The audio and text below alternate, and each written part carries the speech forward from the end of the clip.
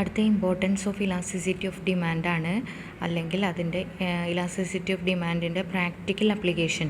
ഇപ്പോൾ എന്തിനു വേണ്ടിയിട്ട് കുറേ കൺസെപ്റ്റുകൾ നമ്മൾ ഇലാസ്റ്റിസിറ്റി ഓഫ് ഡിമാൻഡിനെ കുറിച്ച് പഠിച്ചല്ലോ. അപ്പോൾ അത് പഠിക്കേണ്ട അത്യാവശ്യത, അതല്ലെങ്കിൽ പഠിച്ചു കഴിഞ്ഞാൽ അതിൻ്റെ പ്രാക്ടിക്കൽ അപ്ലിക്കേഷൻസ് ആണ്. അപ്പോൾ കുറേ പേർക്ക് അത് ഉപകാരപ്പെടുന്നുണ്ട്. അപ്പോൾ അത് ഫസ്റ്റ് പോയിന്റ് ടു ദ ഗവൺമെൻറ്റിനാണ്. ഗവൺമെൻറ്റിന് എങ്ങനെയാണ് ഇലാസ്റ്റിസിറ്റി ഓഫ് ഡിമാൻഡിനെ കുറിച്ചിട്ട് അറിഞ്ഞാലുള്ള ബെനിഫിറ്റ്സ് എന്നാണ് പറയണത്. അതായത് പല ഗുഡ്സും നമ്മൾ പറഞ്ഞു, ഇലാസ്റ്റിക് ഗുഡ്സ് ഉണ്ട്, ഇൻഇലാസ്റ്റിക് ആയിട്ടുള്ള ഗുഡ്സ് ഉണ്ട്, യൂണിറ്ററി ഇലാസ്റ്റിക് ആയിട്ടുള്ള ടൈപ്പ് ഓഫ് ഗുഡ്സുകളൊക്കെ ഉണ്ടാവും. അപ്പോൾ നമ്മൾ ടാക്സ് ഫിക്സ് ചെയ്യുമ്പോൾ ഗവൺമെൻറ്റിന് ഇൻകം എന്ന് പറഞ്ഞു കഴിഞ്ഞാൽ പലതരത്തിലുള്ള ടാക്സുകളാണ്. അപ്പോൾ അതിൽ ടാക്സ് ഫിക്സ് ചെയ്യുമ്പോൾ നമ്മൾ ഫിക്സ് ചെയ്യുന്ന ഗുഡ്സ് അതിന് ഉള്ള ഡിമാൻഡ് ഇൻഇലാസ്റ്റിക് ഡിമാൻഡുള്ള ഗുഡ്സ് ആണെങ്കിൽ നമുക്ക് എന്ത് ചെയ്യാം, ഗവൺമെൻറ്റിന് മോർ ടാക്സ് കാര്യങ്ങളൊക്കെ ചാർജ് ചെയ്യാം. ഫോർ എക്സാമ്പിൾ ഇപ്പോൾ ലിക്വർ, സിഗരറ്റ്സ് എന്നൊക്കെ പറഞ്ഞ ഐറ്റംസൊക്കെ എന്ന് പറഞ്ഞു കഴിഞ്ഞാൽ വില കൂടിയാലും എന്ത് ചെയ്യും, ആൾക്കാരത് യൂസ് ചെയ്യും. അവർക്കത് വെച്ചാൽ അഡിക്റ്റായ ആൾക്കാരാണ്. അപ്പോൾ അത് വില കൂടി കഴിഞ്ഞാൽ അവർക്ക് അത് കറക്റ്റ് വാങ്ങി യൂസ് ചെയ്തേ പറ്റൂ. അപ്പോൾ അങ്ങനെ വരുമ്പോൾ എന്ന് പറഞ്ഞു കഴിഞ്ഞാൽ അതിൻ്റെ വില കൂടുന്നത് അതിൻ്റെ നമുക്ക് കൺസംഷനെ ബാധിക്കുന്നില്ല. അങ്ങനെയുള്ള ഗുഡ്സ് ആണല്ലോ ഇൻഇലാസ്റ്റിക് ഗുഡ്സ്. അപ്പോൾ ഇൻഇലാസ്റ്റിക് ഗുഡ്സിൻ്റെ കേസിൽ എന്താണ്, ഗവൺമെൻറ്റിന് ടാക്സ് കൂടുതൽ ചാർജ് ചെയ്യാം. ഇത് ടാക്സിൻ്റെ കേസിലാണ് ഗവൺമെൻറ്റിന് ഇത് യൂസ്ഫുൾ ആയിട്ടുള്ളത്. അപ്പോൾ അതിൻ്റെ ഓപ്പോസിറ്റ് ആയിരിക്കുമല്ലോ നോർമൽ ഇലാസ്റ്റിക് ആയിട്ട് ഡിമാൻഡ്, അതായത് പ്രൈസ് ചേഞ്ച് ചെയ്യുന്നതിനനുസരിച്ച് ഡിമാൻഡ് ചേഞ്ച് ചെയ്യുന്ന ഗുഡ്സുകളാവുമ്പോൾ അതിന് നമുക്ക് പ്രൈസിലുണ്ടാവുന്ന, ഇപ്പോൾ ഗവൺമെൻറ് ഒരുപാട് ടാക്സ് കൂട്ടിക്കഴിഞ്ഞാൽ അൾട്ടിമേറ്റ് എന്തായി സംഭവിക്കും, അതിൻ്റെ പ്രൈസ് കൂടും. പ്രൈസ് കൂടി കഴിഞ്ഞാൽ ഓട്ടോമാറ്റിക് എന്തുണ്ടാവും, നമ്മളുടെ സെയിൽസ് കുറയും അല്ലെങ്കിൽ ഡിമാൻഡ് കുറയും. അപ്പോൾ അത് ഇതിനെ ബാധിക്കും. നമുക്ക് സെയിൽസ് ഉണ്ടെങ്കിൽ ടാക്സ് കിട്ടുള്ളൂ. അപ്പോൾ അങ്ങനെ ഇലാസ്റ്റിക് ആയിട്ടുള്ള ടൈപ്പ് ഓഫ് ഗുഡ്സിന് എന്ത് ചെയ്യുക, ലെസ് ടാക്സും, ഇൻഇലാസ്റ്റിക് ആയിട്ടുള്ള ഗുഡ്സിന് മോർ ടാക്സും ഫിക്സ് ചെയ്യാൻ ഏതൊക്കെ ഗുഡ്സാണ് ഇൻഇലാസ്റ്റിക് എന്നറിയാൻ ഗവൺമെൻറ്റിന് ഇലാസ്റ്റിസിറ്റി ഓഫ് ഡിമാൻഡ് സഹായിക്കുന്നുണ്ട്.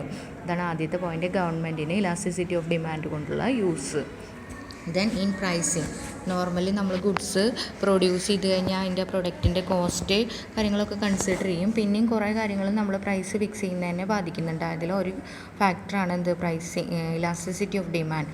അതായത് നമ്മൾ നേരത്തെ പറഞ്ഞ ഒരു കൺസെപ്റ്റിൽ തന്നെയാണ് ഇവിടെ എല്ലാം ബേസിക്കായിട്ട് ഒരു കൺസെപ്റ്റ് തന്നെയാണ്, പലർക്കും യൂസ്ഫുൾ ആവുന്നതെന്ന് മാത്രം. പ്രൊഡക്ഷൻ യൂണിറ്റ്സുകൾ, ഫാക്ടറികൾക്ക് അവരുടെ പ്രൊഡക്ട്സ് ഇലാസ്റ്റിക് ഡിമാൻഡ്, അതായത് പ്രൈസിനനുസരിച്ച് ചേഞ്ച് ഉണ്ടാകുന്ന ഡിമാൻഡിനാണെങ്കിൽ നമുക്ക് ലോവർ പ്രൈസ് ചാർജ് ചെയ്യാവും ബെറ്റർ. അല്ല ഇൻഇലാസ്റ്റിക് ആയിട്ടുള്ള ഡിമാൻഡുള്ള പ്രൊഡക്ട്സ് ആണെങ്കിൽ നമുക്ക് എന്ത് ചെയ്യാം, ഹയർ പ്രൈസ് ചാർജ് ചെയ്യാം. എന്നാലും നമുക്ക് ക്വാണ്ടിറ്റി ഡിമാൻഡ് ഉണ്ടാവും. അപ്പോൾ നമുക്ക് പ്രൈസിനനുസരിച്ച് വളരെയധികം ഡിമാൻഡും കാര്യങ്ങളൊക്കെ വ്യത്യാസപ്പെടുന്ന ഒരു പ്രൊഡക്റ്റാണ് നമ്മൾ വിൽക്കുന്നുണ്ടെങ്കിൽ നമുക്ക് എപ്പോഴും പ്രൈസിനനുസരിച്ച് വേരിയേഷൻ ഉണ്ടാവും. അതായത് ഇലാസ്റ്റിക് ഡിമാൻഡുള്ള പ്രൊഡക്ട്സ് ആണെങ്കിൽ നമുക്ക് എപ്പോഴും ബെറ്റർ ടു ചാർജ് ലോവർ പ്രൈസാണ്. ദെൻ അടുത്തത് മോണോപ്പൊളിസ്റ്റ് എന്ന് പറഞ്ഞു കഴിഞ്ഞാൽ എന്താ, അല്ലെങ്കിൽ only one seller for a കമോഡിറ്റിയാണ്. അപ്പോൾ അങ്ങനെ വരുമ്പോൾ ആളുടെ പ്രൊഡക്റ്റ് വേറെ നമുക്ക് അവൈലബിൾ അല്ലെങ്കിൽ അതിൻ്റെ ഡിമാൻഡ്, ഇപ്പോൾ എക്സാമ്പിൾ പറയുകയാണെങ്കിൽ നമുക്ക് പെട്രോളിൻ്റെ കേസ്, ഇപ്പോൾ നമ്മൾ പെട്രോളിന് ഇങ്ങനെ വില കൂടിക്കൊണ്ടിരിക്കുമ്പോഴും നമ്മളത് വാങ്ങുകയാണ്, നമുക്കതില്ലാതെ പറ്റില്ല. കാരണം എത്ര വില കൂടിയാലും നമുക്ക് ആ പർട്ടിക്കുലർ ക്വാണ്ടിറ്റി യൂസ് ചെയ്താലേ നമ്മുടെ കാര്യങ്ങളൊക്കെ നടക്കുള്ളൂ. അപ്പോൾ അതിൻ്റെ ഡിമാൻഡ് എന്ന് പറഞ്ഞു കഴിഞ്ഞാൽ എന്താ, പ്രൈസ് കൂടിയാലും നമ്മൾ വാങ്ങുന്നുണ്ട്, പെട്രോൾ കുറച്ച് വാങ്ങുക അങ്ങനെ എന്തെങ്കിലും ചെയ്യണ്ടാവില്ല. അപ്പോൾ അവരെ സംബന്ധിച്ച് അവർക്കറിയാം. അപ്പോൾ അതിന് നമുക്ക് വേറെ സബ്സ്റ്റിറ്റ്യൂട്ടും കാര്യങ്ങളും അങ്ങനെയൊന്നുമില്ല. അപ്പോൾ അതിൻ്റെ ഡിമാൻഡ് എന്ന് പറഞ്ഞാൽ നമുക്ക് ഇൻഇലാസ്റ്റിക് ഡിമാൻഡാന്ന് പറയാം. അപ്പോൾ ഹയർ പ്രൈസ് ചാർജ് ചെയ്താൽ അവർക്ക് എന്താണ്, ബെനിഫിറ്റ് കിട്ടും. അപ്പോൾ അങ്ങനെ നമുക്ക് ബെനിഫിറ്റ് എൻജോയ് ചെയ്യാനുള്ള ഒരു ഓപ്ഷനാണ് നമ്മുടെ പ്രൊഡക്റ്റ് ഇലാസ്റ്റിക് ആണോ ഇൻഇലാസ്റ്റിക് ആണോ എന്ന്. അപ്പോൾ സാധാരണ നമ്മൾ കോമൺ ആയിട്ട് കാണുന്ന റൈസ്, ഷുഗർ എന്നുള്ള ഐറ്റംസിനൊക്കെ എന്താ പറഞ്ഞു കഴിഞ്ഞാൽ എന്താണ്, കോമൺലി ഇപ്പോൾ ഒരുത്തിൽ വില കൂട്ടിക്കഴിഞ്ഞാൽ നമ്മൾ എന്ത് ചെയ്യും, ആ ബെറ്റർ ഓപ്ഷൻ നോക്കും. എവിടെയെങ്കിലും ഇമ്പോർട്ട് ചെയ്യാനോ വില കുറഞ്ഞ എവിടെയെങ്കിലും ഇമ്പോർട്ട് ചെയ്യാനുള്ള കാര്യങ്ങളൊക്കെ നോക്കും. അപ്പോൾ നമ്മുടെ പ്രൊഡക്റ്റിന് വേറൊരു ഓപ്ഷൻ ഇല്ല, വേറെ സബ്സ്റ്റിറ്റ്യൂട്ട് ഇല്ല, അതിന് എന്തെന്നെ വില കൊടുത്താലും ആൾക്കാർ വാങ്ങുന്നുള്ളൊരു സിറ്റുവേഷനാണ് ഇൻഇലാസ്റ്റിക് ഡിമാൻഡ്. അങ്ങനെയാണെങ്കിൽ നമുക്ക് ഹയർ പ്രൈസ് ചാർജ് ചെയ്യാം. അത് ഓപ്പോസിറ്റ് ആണെങ്കിൽ എന്താണ്, ഇലാസ്റ്റിക് ആണെങ്കിൽ നമുക്ക് ലോവർ പ്രൈസേ ചാർജ് ചെയ്യാൻ പറ്റുള്ളൂ. ഇനി അടുത്തെന്ന് പറഞ്ഞു കഴിഞ്ഞാൽ ഇൻ്റർനാഷണൽ ട്രേഡിലാണ്.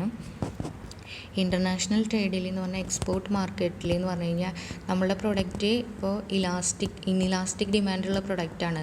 അതായത് എന്തെന്നെ കൊടുത്താലും ആൾക്കാർ വാങ്ങും എന്നുള്ളൊരു സിറ്റുവേഷൻ ആണെങ്കിൽ നമുക്ക് എന്ത് ചെയ്യാം, എത്ര പ്രൈസിൽ കൊടുത്താലും അതിൻ്റെ ഡിമാൻഡിൽ മാറ്റമില്ല എന്നുണ്ടെങ്കിൽ നമുക്ക് ഹയർ പ്രൈസ് ചാർജ് ചെയ്യാം. എന്നാൽ നമ്മുടെ പ്രൊഡക്റ്റ് എക്സ്പോർട്ട് ചെയ്യുന്ന പ്രൊഡക്റ്റ് ഈസിലി അതിന് എന്താ പറയുക ലോ കോസ്റ്റിൽ പ്രൊഡക്ട്സ് വേറെ കിട്ടാനുണ്ട്, അല്ലെങ്കിൽ നമ്പർ ഓഫ് അതിൻ്റെ സബ്സ്റ്റിറ്റ്യൂട്ട്സ് കാര്യങ്ങളൊക്കെ ഉണ്ട് വേറെ സ്ഥലങ്ങളിൽ നിന്നൊക്കെ കിട്ടാനുണ്ടെങ്കിൽ അതിൻ്റെ ഡിമാൻഡ് ഇലാസ്റ്റിക് ആയിരിക്കും. പ്രൈസ് നമ്മൾ കൂട്ടിക്കഴിഞ്ഞാൽ ആൾക്കാർ വാങ്ങാതെ വേറെ ബെറ്റർ ഓപ്ഷൻ നോക്കും. അപ്പോൾ അങ്ങനെ എക്സ്പോർട്ട് മാർക്കറ്റിൽ നമുക്ക് നമ്മുടെ ഡിമാൻഡ് ഇലാസ്റ്റിക് ആണെങ്കിൽ ലോവർ പ്രൈസും, ഇൻഇലാസ്റ്റിക് ആണെങ്കിൽ നമുക്ക് എന്ത് ചെയ്യാം, ഹയർ പ്രൈസും ചാർജ് ചെയ്യാം. അപ്പോൾ അങ്ങനെ 4 സിറ്റുവേഷൻസിലാണ് നമുക്ക് ഇലാസ്റ്റിസിറ്റി ഓഫ് ഡിമാൻഡിൻ്റെ നോർമലി ഇമ്പോർട്ടൻസ് ഉള്ളത്. ഇതല്ലാതെ ഒരുപാട് ഇമ്പോർട്ടൻസ് ഉണ്ടാവാം. ജസ്റ്റ് 4 നമ്മൾ മെൻഷൻ ചെയ്യുന്നു എന്ന് മാത്രം.